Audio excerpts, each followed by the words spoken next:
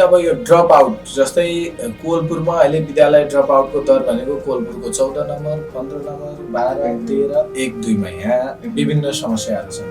लागु औषध दुर्व्यसन, मानव बेचबिखन र यो हाम्रो परम्परागत जुन रीतिरिवाज चलनहरू चल्दै आइरहेका छन्, ब्याड प्र्याक्टिसेसहरू जस्तै छोरीलाई पढाउनु महिनावारी भयो जस्तै मानिलिउँ है, हाम्रो विद्यालयमा 366 दिनमा कति दिन विद्यालय चल्छ? 129 30 दिन है। टोटली तपाईँले क्यालकुलेसन गर्नुभयो भने विद्यालय चल्ने दिन भनेको 129 30 लगभग 30 40 दिन है।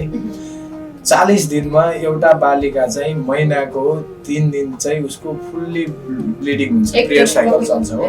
अझै म्याक्सिमम भयो भने 1 हप्तासम्म पनि हुँदो रहेछ मेरो अध्ययनले अथवा मेरो सङ्गतले मैले थाहा पाएको होइन। मानिलियो 5 दिन उसको स्कुल त डिस्टर्ब हुने नै हो के हो। एउटा बालिका 1 महिनामा 5 दिन स्कुल जान्छ, 4 वटा शनिबार, हाफ फ्राइडे, कुनै दिवस काहीँ के गर्दा भने महिनाको 4-5 दिन विद्यालय जान पाउने भयो, फेल हुने भयो